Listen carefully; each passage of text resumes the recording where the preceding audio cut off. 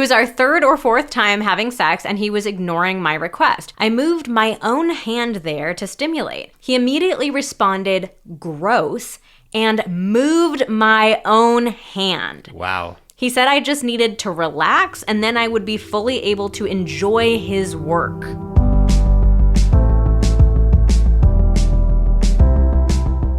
Hello and welcome to the Pillow Talks podcast. We're your hosts, Vanessa and Xander Marin. I'm a sex therapist with over 20 years of experience. And I'm just a regular dude. We share the ups and downs in our relationship while giving you step-by-step techniques for improving yours. Make sure you subscribe for your weekly double date full of totally doable sex tips, practical relationship advice, hilarious and honest stories of what really goes on behind closed bedroom doors, and so much more. It's the sex education you wish you'd had.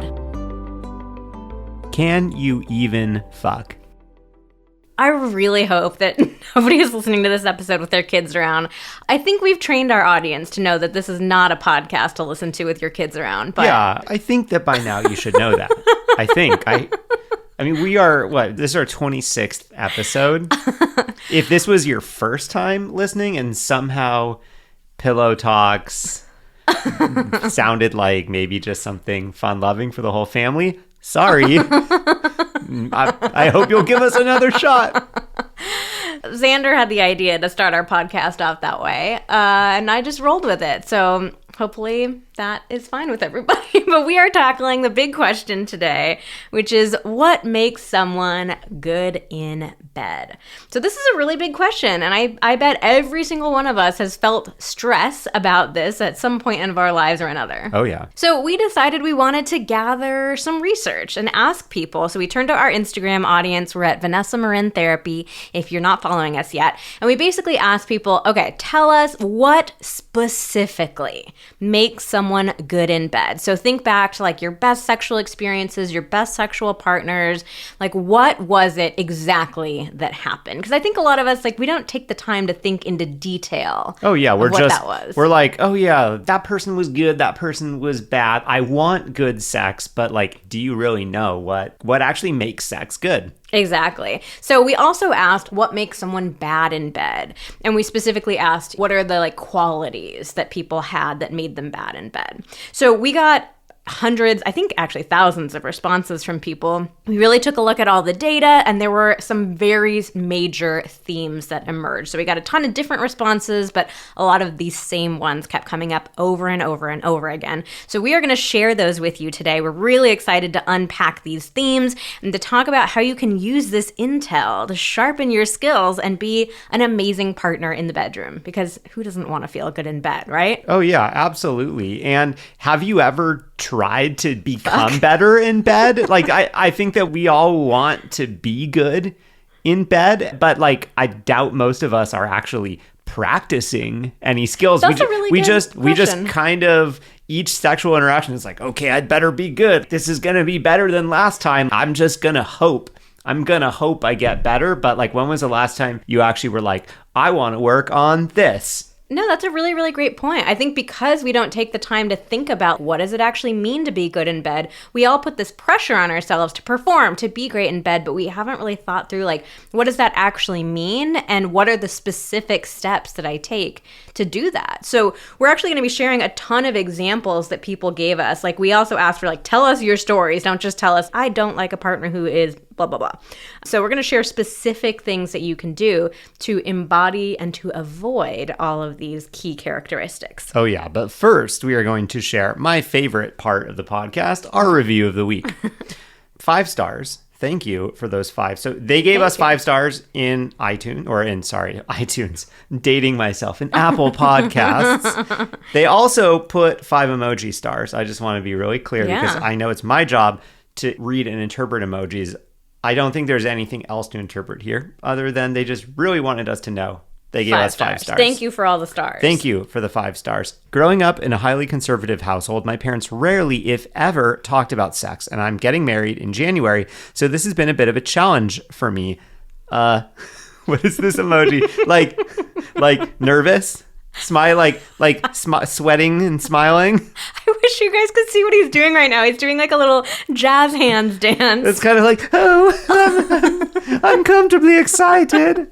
Why don't you describe the emoji? What does it look like? Uncomfortably excited. No, but what is the actual picture? Oh, I mean, it's a smile with one little tear or perspiration drop on the brow. So I think uncomfortably excited is the correct interpretation. Okay. All right. I always knew the basics, but that was pretty much the sum of it. So ever since being with my fiance, finding your page on Instagram and then finding your podcast has been a literal lifesaver. You guys are the best at making things so clear and simple. It's been so fun listening to you guys on my way to work. And I know my fiance appreciates it too. Crying, laughing. There you go. I don't know why she's crying, laughing, but she's you're happy. Laughing so hard. Okay. Yeah. Great. That's good. The shame behind sex and purity has always been so prevalent in my life, and listening to you guys has really helped the way I see sex and how I feel towards sex now. So thank you, heart. Thank you. We heart you too. Thank you so much for your review. We love your reviews. It means the world to us to see them coming in, and it really, really helps the podcast grow. So if you haven't heard us talk about this before, we do a weekly giveaway with our reviews. So how it works is leave us a review in Apple Podcasts. Every single week, we pick a review of the week to feature on the podcast. If you are picked, and basically you get entered every single week going forward. For life. If you get picked, then you can go over to Instagram, DM us at Vanessa Marin Therapy, and you can ask us a question or tell us about your situation, and we will give you a personalized mini coaching session. Totally private, just one-on-one, but it's just our little way of saying thank you. Two-on-one, excuse me. It's just our little way of saying thank you for taking the time to leave a review. Seriously, the podcast could not exist without your reviews, so thank you so much. Yes, thank you. Wow, that was so serious. I'm genuine. I sincere. genuinely have gratitude for all of you leaving reviews and enjoying our podcast. That's very sweet. Thanks. All right, so let's get into it. So we decided to go to our Instagram account and do some polls. So we asked people, do you feel like you're good in bed? And I kind of put a little disclaimer there. I said, be totally honest and raw and vulnerable. Like, your answer is anonymous. We're not going to be sharing anything. We just really want to get a genuine read on, do you feel like you're good in bed? Yeah, I mean, basically, like, is this podcast episode even necessary? Do we have a bunch of people that are just like absolutely killing it in bed and are gonna be like, okay, yeah, I don't care about this. I already know what's up. 52% of people said, no, I don't think I'm good in bed. 48% said yes. And like usual, when we do these kinds of polls, we got a ton of DMs of people saying, you've really increased my confidence. Following your account and doing your courses, now I feel like I am, but before finding you, I never would have said yes to this question. Yeah, so a lot of people are going to listen to this and have some things to work on, which is awesome. Yeah. We also asked, would you say that your partner is good in bed? And 67% of people said yes. Only 33% said no. So that's 67 yes as compared to 48 yes. In general, most people seem to think that their partner is better in bed than they are. This is really interesting. I wonder if this is sort of like a true difference, or if this is an example of the way that we can very easily tend to be harsher on ourselves than on others. I wonder if this is sort of like a self-judgment or negative self-talk kind of thing. Yeah, low self-confidence. We'll get to that a little bit later. So we wanted to start with what makes people bad in bed. What are the things that we want to avoid? There was a very clear winner in this category here. By far and away, the most common response was someone who is selfish in the bedroom. So here are a couple of stories that people shared with us. My ex-boyfriend never did anything for me, was a jump in, hump, come, hop off. I rarely orgasmed. I've never heard sex described that way. Jump in, hump, come, hop off. Jump, hump, come, hop. Okay, someone else said, I suggested a position change. He said, I kind of like to do my own thing. Wow. Why are you even having sex with someone? If you would just like to do your own thing, masturbate. Oh my God. Can you imagine somebody saying that to you? Wow. I'm dumbfounded. I am dumbfounded. I think I'm going to admit something here. I don't think that I reviewed our podcast notes since you dropped in these examples. I didn't either. Our team member Keely, she went through all of your responses to gather specific stories. We looked at the trends and made sure we saw, but we kind of posted a follow-up to that. Makes sense. And I'm truly dumbfounded. Yeah. I don't even know what headspace I would need to be in to say that to someone. I kind of like to do my own thing. Bananas. I'd be like, why am I even here then? Okay, and then our final story about selfishness in the bedroom said, I asked him to go down on me once. He did for about 1 minute and acted like he made a huge sacrifice. It's so hard. That 1 minute, the hardest minute of my life. This one makes perfect sense, right? Yeah. Sex is supposed to be an act that we're sharing together, and you want to know that your partner cares about your experience, that they're just not in it to basically masturbate with you happening to be there. Yeah, right? you were their sex toy and that's it. Yeah. I mean, that feels so gross. So this one's completely understandable, and I think that it's also something that's pretty easy to avoid, too. It really doesn't take that much to not be selfish in the bedroom. Yeah, just focus on your partner. Generosity is sexy. Absolutely. All right, so the next most common response for bad in bed was a partner who is judgmental. Mm-hmm. No one wants a judgmental partner, especially when we're doing something really vulnerable. Yeah, you don't want a judgmental partner inside or outside of the bedroom. Yeah, so I can't think of any scenario where you really want a judgmental partner, maybe unless their occupation is they are a judge. That's the best that I can think of. But you know what? Don't take that work home with you. Leave it in the courtroom. Do we have any judges in our audience? Yeah. Do we have any judges? Any members of the judiciary following us? Hit us up on Instagram. We would love to know. Do you take your judgmentalness? Is judgmentalness a word? Do you take your judgments home with you, or do you leave them on the courtroom floor? Mic drop. So corny. Okay. Judges aside, someone on Instagram told us a partner of theirs had said, girls' bodies are so complicated, they should just take care of themselves after. Presumably, after I finish. Don't be with a woman then. If that's not... If you think our bodies if they're so complicated, do it with yourself, do it with a guy. Pretty simple. Yeah, for sure. Maybe men's bodies aren't so complicated. Could be a lot easier. They absolutely are not more or less complicated. We can't break it down by gender here.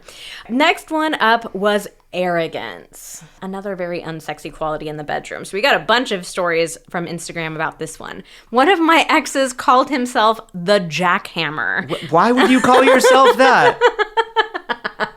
I can think of a very sort of narrow way in which that would be cool. I just slammed the shit out of it. No, it's not cool. But who wants that? Even in porn, which is over the top, it's not all you see is jackhammering. It's such a weird thing where you would be oh yeah, that's what makes me good in bed. Also, you can't come up with your own nickname. Inside or outside of the bedroom, you have a friend who tried to come up with his own nickname. Oh, well, yeah. My college roommate, one of my best friends. I'm not sure if he's listening or not. But freshman year of college, he did attempt to coin his own nickname, Hot Sauce. Did not catch on.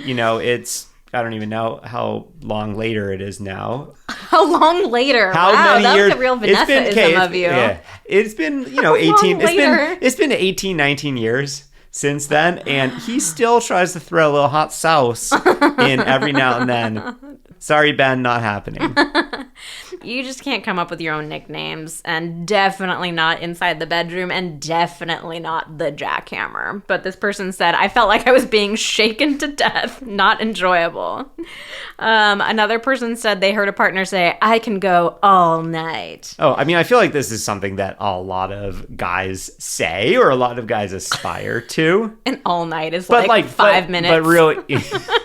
But also, like, does anyone really want to go all night? I know, it's like those R&B songs, like, we'll go all night. We can do, or it's like that Color Me Bad. We can do it till we both wake up. It's like, first of all, well, say, is that nobody maybe, wants to go all night. Maybe but like, sleep sex, that can be sexy. It never made, that lyric never made sense. We can do it till we wake up. No, nobody wants to go all night. And then another person said, my ex-wife used to brag about using her tongue ring for my pleasure to other people, except she never went down on me. Lesbian relationship, by the way. That's another level of like bragging about your sexual prowess, but it's a total lie. Kind of gaslighty. It's like, like, oh yeah, like I use this tongue ring on you all the time, except I don't. When? Yeah, that's like, kind of a weird egomaniacal kind of. That's a weird one. Next negative sex characteristic, demanding. Are you sensing a trend yet in these things? Arrogance, judgmental, selfish, demanding. I think this one, there's a pretty common stereotypical example of demanding, which is just so many men will push a woman's head down instead of communicating with words that they would like some oral sex. Oh, yeah. That sense of somebody feeling like they feel entitled to certain activities. They don't have to ask for consent. They don't have to ask for permission. Yeah, they like don't need them. They can ask, period. It's like, I shouldn't need to ask for this, and you should already be doing this. Yeah, that's really icky.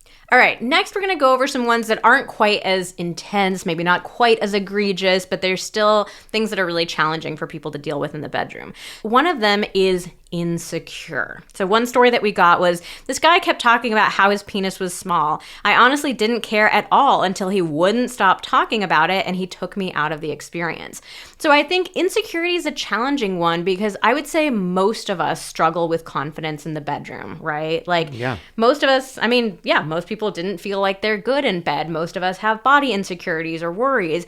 And I think it's important for us not to cross over this line where we're pretending to be so cocky and so full of ourselves and confident. It's okay for us to be authentic and to acknowledge, hey, I'm not feeling super confident, or I'm not quite comfortable. Like, I think that's okay. But it also can cross a line into that area too, where we become so fixated on our insecurities, on the things that we think are not good enough about us, that we end up like ruining the experience for ourselves and for our partner. I think this is the perfect example of, it's okay for this guy to have felt insecure about his penis. That's understandable. I think most guys are insecure about the size of their penis, but to like go to the extent where you're talking about it so much that you then ruin the other person's experience when they didn't even care in the first place. Yeah, I mean, it's interesting that this person didn't care, didn't notice, only noticed once it got called to their attention. And it sounds like it just got called to their attention so much. At that point, there wasn't anything for that person to even say. Yeah. If they had, say, just had sex and this person hadn't continued to bring up feeling insecure about their penis size, they could have ended up having a real confidence building experience of like, oh, I just had great sex with someone and nobody complained about the size of my penis, but instead it was just sort of a guarantee that it went in a bad direction. Yeah. So we know that confidence in the bedroom is such a struggle for most of us. So we actually have a brand new masterclass that we just released today, the day that we are recording this. We will put the link to check that out in the show notes. It's a really straightforward masterclass. It's quick, it's to the point, but it gives you very practical, doable tools for increasing your confidence in the bedroom and getting rid of this insecurity. The next one is being distracted. I think in this day and age, we have a lot of things that compete for our attention, but the reality is when you're having sex, like there really shouldn't be anything else competing for your attention, hopefully. Yeah, I mean, you want to feel like your partner, you have your partner's full attention and they're like there with you and present with you. Oh, yeah. So an example of this was someone was saying they were with a partner who kept pausing to answer texts. No. And, not only, and then he answered a phone call. What? This sounds like she didn't really describe like, was this like a long-term relationship? Honestly, this sounds like a one-night stand type of situation. So. Wow, to be answering text, like what? Nobody is that important that you need to be checking your phone during sex. And then another example, started hitting his vape mid-intercourse. I was completely offended. Okay. I cannot imagine somebody just like, hold Wait, on hold on. 1 sec. Like, let me go grab my vape. And what do they do? Just like blow the smoke in your face? Do they tell you to turn around or something? Like, how does that even work logistically? That's terrible. I don't know. All right, Don't do that. It's really simple. Just wait. Just wait. Do it after. Wait. Yes. All right. Another common response was unenthused. I think for me, this might be the worst one. Oh, yeah. I mean, no one wants to be having sex with like an inanimate object. Yeah. If you can just sense that they're not into it, they're not excited, they don't want to be there. Yeah, someone on Instagram said, my partner acts like sex is an inconvenience to him. I respect that everyone has different relationships with sex, but there's no way I can feel excited about having sex with him when he's so apathetic. And I could totally agree with that. I can understand from the way that we were raised, all kinds of factors why someone might have not so great of a relationship with sex, where sex maybe feels like a chore or it feels shameful. But if this is something that's coming up for you, this is a really good example of something that you can go talk to a therapist about. Try to get to the bottom of what's coming up for you, because these are things that you can work on. Yeah, and it's also just not a pleasant experience for you, too. Like, for the person who's feeling unenthused. Oh, yeah. Maybe there are issues of, like, safety that come up. Or, yeah, the idea of, like, having sex that you don't want to be having. I mean, that's hard for the giver of that attitude as well as for the receiver. Oh, yeah. All right. Being passive is another one. Kind of a similar trend. Distracted, unenthused, passive. It's like sort of not really being there, not being involved. So someone on Instagram was saying that they finally hooked up with their childhood crush, and then he just laid there doing nothing. Oof. Yeah.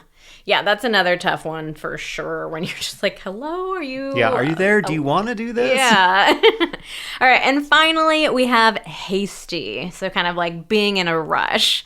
So someone said, literally every time a guy has ignored foreplay or the clit and just goes straight in.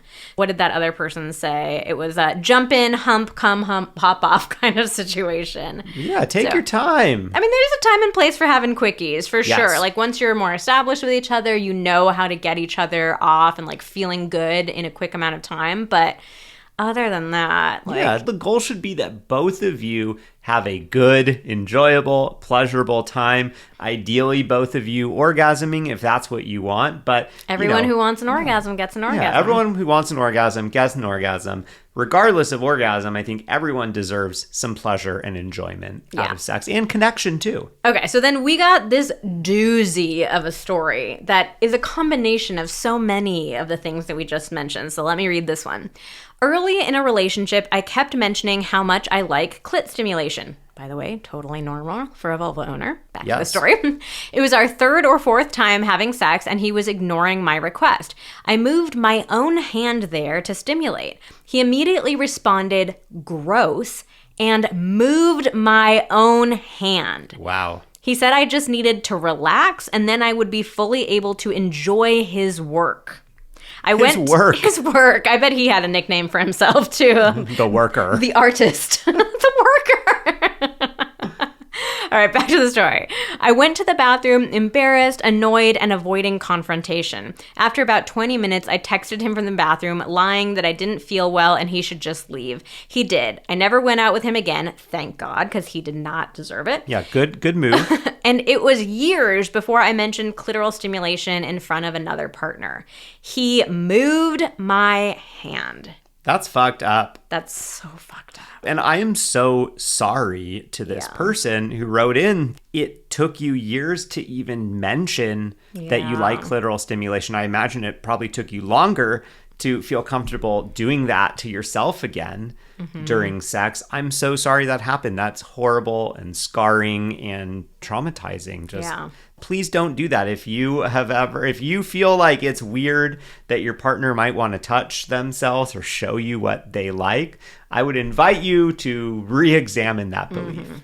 Okay, so that's the end of our bad list. And I just want to say before we move on to the good in bed qualities and characteristics, we always like to assume the best in people. Like, yes, there are absolutely just some straight up jerks out there, but I think that the majority of the people who behave badly in the bedroom, it's because of shame or embarrassment or trauma or not knowing any better or a lack of education. Like, there are so many ways that all of our relationships with our own sexuality get harmed, and sometimes we act out that hurt that we have experienced ourselves. We act it out with other people. You know, I don't want to shame anybody. If you're listening to this and being like, oh my gosh, I've been really passive or I've been really hasty or whatever it is, like, we don't want to shame you, especially if you're kind of having this self-reflection and realizing like, wow, yeah, actually some of this crap that I've been taught about sex, like, it has been getting in my own way. And similarly, like, we don't want you just jumping up and, you know, judging all of your partners like, what a terrible jerk.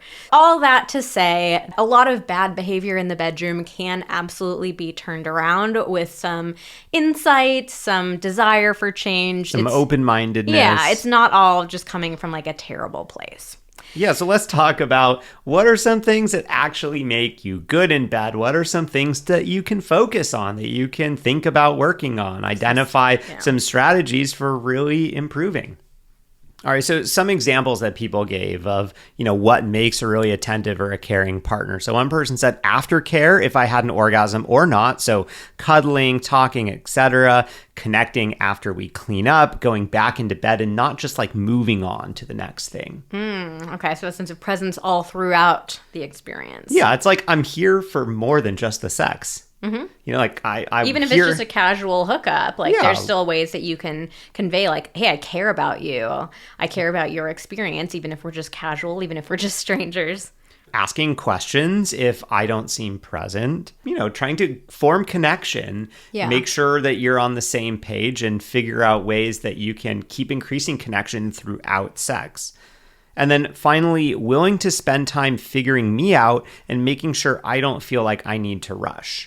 Yeah. So that sense of just like, I'm here with you in this experience. I want you to have a good experience, and I'm willing to put effort into making sure that you have a good experience. Yeah. And I think it's just like, you know, when you're dating someone, it's important that the person you're dating is interested in who you are, like as a person. Similarly, when it comes to sex, I think it's important that you try to figure out who your partner is physically, how their body works, because like everybody's body is different. Different things bring each of us pleasure. And so some technique that you have that you used with your last partner isn't necessarily going to work with a new partner. At the beginning, it's so important to really like figure your partner out. What brings them the most pleasure? What do they like? What don't they like? And, you know, really leaning into that rather than just being like, oh, I'm going to get to work. I know exactly what I'm doing. I'm the worker. Yeah, I'm the worker.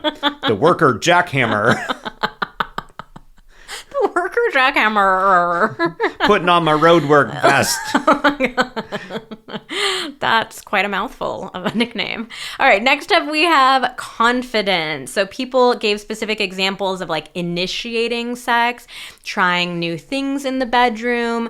And then I liked this one a lot. Somebody said like being okay with and understanding of normal bodily functions like queefing during sex. I love that somebody gave this as a specific example for confidence, just like normalizing, hey, sex isn't perfect. We're not talking about confidence in the sense that every single moment of the interaction has to be perfect and effortless and spontaneous and flawless, but this idea, just acknowledging the normalness of sex, the normal things that can happen, like that felt like confidence to this person. Like we mentioned a few minutes ago, if you are looking to increase your confidence in the bedroom, we have a brand new masterclass. It's very inexpensively priced right now because we want to make this as accessible as possible for you. So we will link that in the show notes. It's got tons of specific things that you can do to increase your confidence in the bedroom and some more really interesting takes on confidence too. And actually, there are ways that we get confidence very wrong. I think most of us have a very flawed understanding of what confidence actually means. Yeah, it's easier than you think. It is probably closer to attainment than you realize. Perfect. All right, so what else makes you good in bed? Generosity. A lot of people saying, my partner always making sure that I have an orgasm if I want one. I mean, I'm not even sure if that's generosity technically. Like, that's maybe just like reciprocation. That's a really good point, honestly. I think sometimes we have such low expectations of people in the bedroom because so many of us have had such terrible experiences that when we get to a place where we even just have basic reciprocity, a lot of us are like, oh my God, that person's so generous in the bedroom.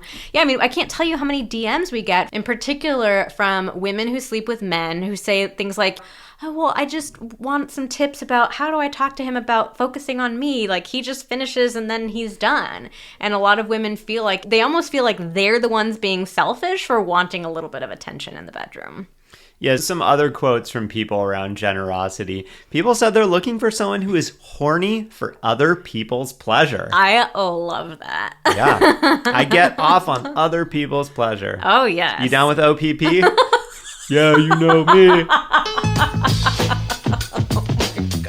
Art, can we please insert a little clip? I don't know, maybe there's some copyright issues, but wow. I keep talking about merch every week, but like, wouldn't you want a horny for OPP tote bag? Oh my God. Wow. That's good. That's good. I just, I've mentioned merch every week and not a single person has DM'd to say that they were interested in it, but wow. I'm just going to start making it. Because I really want a horny for other people's pleasure tote bag. That's really funny because as you started to say that, like, oh, I've been like mentioning merch every single week.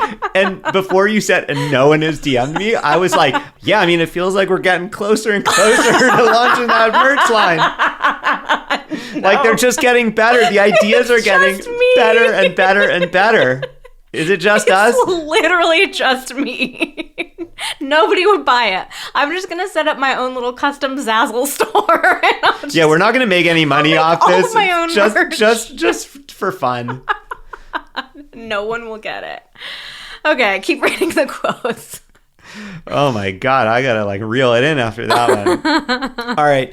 Chore play, foreplay, and core play are all important. What the hell is core play? That's another tote bag right there. What's core play, babe? Core play, people usually refer to it as just like the essential experience that you're having. Because sometimes we talk about foreplay, but we've always said we don't love the word foreplay because it kind of implies, oral and manual stimulation. Those are the things you do before intercourse, because intercourse is the only thing that counts. So some people use core play to talk about like the whole experience of pleasure. Oh, so core play is not like the intercourse. The core play is everything. A more broad definition. Also, it's confusing because core play some people have also started using it to refer to people who can have orgasms from flexing their core muscles. Is that really possible? It's possible for a few lucky individuals. All right, let's move on. Our next quality is presence. Somebody really being like present in the moment there with you. And we kind of talked about this one earlier. A lot of the good and bad qualities are like opposites of each other. I was going to say, what I take away from this is like some really legit things that we got. It's not like we got one answer for what makes you bad and like totally different answers for what makes you good. Or we did not get any conflicting answers. The stuff that's good is literally the opposite of all of these bad qualities. The bad qualities are the opposite of the good qualities. Yeah. Like, it should be pretty clear after you listen to this that like this is how you become good and this is how you become bad. And I would say like in our sex life, I think the best sex that we have is when we are both like really present in the moment. Oh yeah, absolutely. And unfortunately, like you're not always able to be totally that level of presence. There's stuff that goes on in life. We get distracted by things, but aspiring for that, absolutely. Like the times when we're both 100% locked in, it's so good. Presence is really the key to enjoying anything in life. It's pretty remarkable. Like if you really ground down into the moment and allow yourself to be like fully and completely present in that moment, you can get enjoyment washing the dishes or just staring outside the window if you're truly present. Flexing your abs. Or flexing your abs. Absolutely. Okay, so some other specific examples that people said were making eye contact during sex, being able to feel like that connection through your partner's eyes. Someone else said, not just thrusting away. No jackhammer. The jackhammer. Not welcome here. And someone else said, knowing whether to be tender, rough, or somewhere in between based on the vibe. And I think that's such an underrated quality, too, is kind of being able to, like, read the energy in the moment. Like, what are you longing for? What do you sense your partner is longing for? So you need to be like sex DJ? Read the room, read the vibe. Yeah. What's the vibe? What Put are you the right put on track next? on. Being communicative, also a very positive attribute. So some examples of that. Asking questions. Listening, identifying nonverbal cues, kind of like what we were just talking about. Telling you what they like, and probably asking what their partner likes as well. Giving compliments. Some people were saying simply asking if something feels good goes a really long way. Like, again, that feels so basic, but especially when you're with somebody new. Check in. How's that feel? Do you like this better than that? That kind of stuff. And this is such an interesting one because I think we are all taught to believe that we shouldn't have to communicate during sex. That good sex is supposed to just happen naturally and effortlessly. So I was so glad to see, if I was making this list, I would have put communication at the top. But I was so glad to see other people specifically labeling this as like, this is a great quality to have in bed. Yeah, I mean, someone else also said, I want my partner to pay attention to my cues and body language to tell him what to do.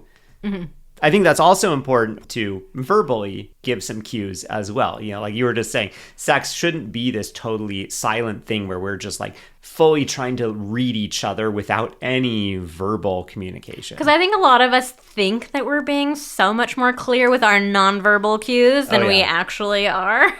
So both are important, right? I think it's important for your partner to be able to listen to the words that you're saying, for the two of you to talk out loud during sex and share with each other, and for the two of you to like pay attention to each other's body cues as well and see like what's coming up for my partner. Yeah, if you want a perfect example of how easy it is to miss body language or cues, I can't remember if we've talked about this on the podcast or just like an Instagram stories. But, you know, when we talk about like body confidence and people feeling really ashamed or embarrassed of certain body parts or like the way that they look during sex, and then you talk to the partner and they're like, I've never noticed that part once. Like, I've been trying to like cover up this one area so they don't see it during sex. And the partner's like, wait, what? Like, I never once in my life noticed this thing. Like, I don't even know what you're talking about. You may feel like you're being really obvious and like moving a certain way or trying to like not do something. And your partner is very likely just caught up in enjoying the sex and maybe not paying so much attention to that. Oh, yeah. All right. Next up, we had open-minded and curious. We're kind of along the same vibe here. So people said, like, doesn't put down any ideas that I might have. Or doesn't put down your hand when you go to touch your clit. Oh, God. I still cannot believe that story. And another person said, willing to try something new if they're comfortable with it. Yeah, I mean, sex, there's always something new for us to explore, a way for us to get better, a new thing for us to learn. So I think that's, personally for me, that's one of my favorite qualities, is somebody who is open. And even if it's not something that let's say you tell your partner you want to try something, even if they're not immediately like, oh my God, that sounds so hot and sexy. If they're like, okay, cool, yeah, I'm down to try it. Yeah, I could be into that. Yeah. And I think it's so important what, you know, this person said about willing to try something new if they're comfortable with it. Because I think the thing that people get wrong about open-mindedness is thinking, oh, well, open-mindedness means I have to try anything. I have to do boundaries. Anything, that there's like no boundaries. And it's not this black and white thing. It's not an all or nothing thing. It's just like being open to the possibility of it, not just saying no before you've even heard what the request is or what the idea is, but evaluating that and being like, okay, that's not something I've thought about before, but I'm open to trying it, or like I'm worried that this might violate a boundary of mine. And so, you know, and respectfully declining. All right. So the next one is patience. So focusing on your partner until they finish, no matter how long it takes. Yeah, I think that this one came up for women and vulva owners. And, we're taught to feel really embarrassed of how long it takes for us to reach orgasm. On average, women take like 20 minutes. That's a very rough average. So, of course, there are women like on all ends of the spectrum. But I think a lot of us just feel very self-conscious taking up any amount of time. So if you're somebody who sleeps with a woman or a vulva owner, one of the best things that you can do for her is to be very patient with her. Yeah, and one of the ways that you can do that is be willing to try different things until your partner comes. If they want to come. Yeah, if they want to come. So, be open, just open-minded to focusing on your partner until they finish. Open-minded to being patient. Yeah, being open-minded to patience. I guess being open-minded to any of these things is good. All right, next up we have passionate. People said like being very physical or throwing me on the bed. And then we got some really amazing quotes from Instagram. One person says, knows how to be sweet and spicy. And somebody else said, this is my favorite quote that we've gotten in a very long time. Make it intimate and also nasty. Oh, nasty also is in caps. All caps. All caps. Just nasty. Make it intimate and also nasty. Oh my God. That's how I read it. Is that another merch idea? I think so. Another killer tote bag. I'm just going to put it up on my Zazzle store. What are we doing? We're giving Zazzle free advertising here. I should see if they'll let me do some pieces of merch for free now that we've shouted them out like 3 times. Yeah, seriously. At Zazzle, hook us up. So I have to say, though, passionate is something for me that I get very challenged by that idea, because I think it's really easy for us to think of being passionate, and we get very wrapped up in this whole idea of like, oh, sex should be spontaneous and effortless and just wildly passionate. And the reality is that like a lot of us have sex that's like not particularly passionate, and I don't think that's necessarily a bad thing. I think there can be an amazing like lazy Sunday afternoon sex or a little morning sex, stuff like that. Or just get her done quickie sex. Yeah, and I think a lot of times people look at passion and it sort of feels like they can't be themselves in the bedroom. Somebody's like, I'm kind of goofy and silly and weird, but now I have to be like passionate in the bedroom, you know? I don't think being passionate is a specific thing. It's really just like going all in on who you are, letting your personality out, not withholding yourself. Ooh, so maybe we can say authentic. Yeah, I think authenticity is passionate. I think the problem is we have stereotypes of what being passionate is, or we think certain people from certain countries like are passionate. The Latin lover. Yeah, Latin lover, like Italians or something like that. I'm trying to just think of like bad stereotypes. But I think it's easy to then get into that all or nothing thinking of, oh, well, I've seen this person in the movies and they're super passionate and that's not me, so therefore I'm not passionate. But yeah, so I think just maybe be authentic. Yeah, passionate can have many different flavors to it. Let's say that. All right, let's move on to the next one. All right, so having a sense of humor when things don't go as planned. I think this is such a huge one. It's one of my favorites. We get so caught up in the little things that happen that honestly maybe our partner doesn't even notice. Mm-hmm. But then we just like freak out about it. But it's so easy to get past this stuff if you just laugh a little bit. Someone said, be lighthearted. It's so wonderful to have a sense of humor about sex in general. Truer words have never been spoken. Oh, yeah. I mean, you and I laugh We laugh a lot during sex. Yeah. Things go wrong. Yeah, they absolutely do. And it just makes sex feel so much more fun and authentic. Going back to the last thing, when you feel like you can just laugh it off together, when you don't feel this performance pressure or this sexual perfectionism. You feel like it's just like, okay, that was really silly that just happened. Because if you think about it, sex is really silly. Like, it's a very silly thing that we do with each other. And, like, we should be able to laugh at it. Oh, yeah. I mean, it is silly. The act itself is silly. Then the fact that we, like, move around in different positions, bumping each other. Making noises, all kinds of stuff happens. Okay, so that is our list of all the qualities that make people great in bed. Hold on a second. How come no one said, like, oh, they need to last all night. They need to, there were, like, it was no, like, oh, he needs to be so good at doggy style. Or, like, it's like, oh, good sex is when we do, like, 10 positions. There was nothing about technique in the responses.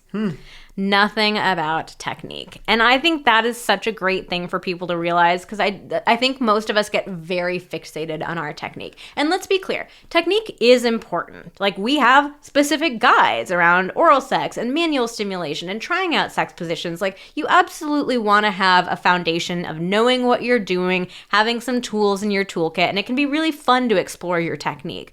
But it's not the most important thing. So even like, obviously we're a business, we want you to buy our foreplay guides and our sex position playbook, but I would never tell you like, just memorize this playbook and don't do anything else, you'll be good. Like, the technique is just one small piece of it. Oh, yeah, because, it's like book smarts and street smarts. Oh!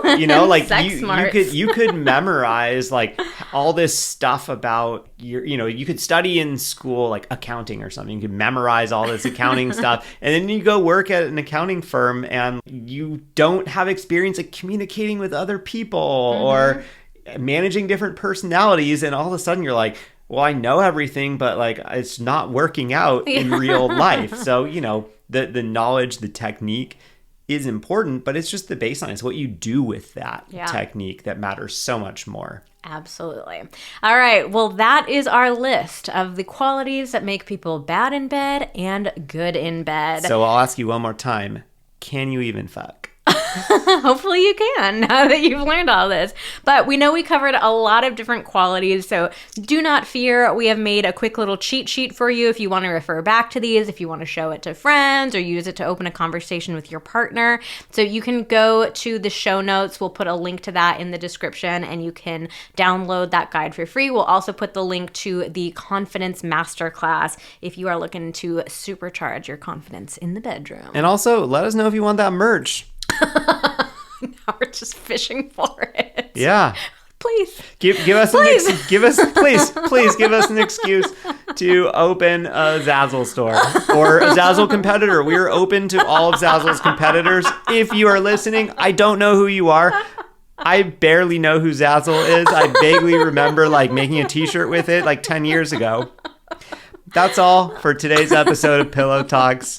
Thank you so much for listening to this and to our rants about merch and Zazzle. And since the holidays are almost upon us, next week we'll be dealing with another thorny topic, the in-laws. So make sure you tune in. That is going to be a great episode. It's very similar to our Should We Break Up episode, where we got stories from our community. We asked people, tell us what are the tricky in-law situations that you're dealing with, like how can we help? And we got some whoppers. You were just reading those a few days ago, and you were like, holy crap. So that is going to, even if you love your in-laws, we are both very lucky to have great in-laws, but even if you love them, you are going to want to tune into this episode because it's going to be juicy. Oh, yeah. All right. Thanks for listening. And we'll see you next week.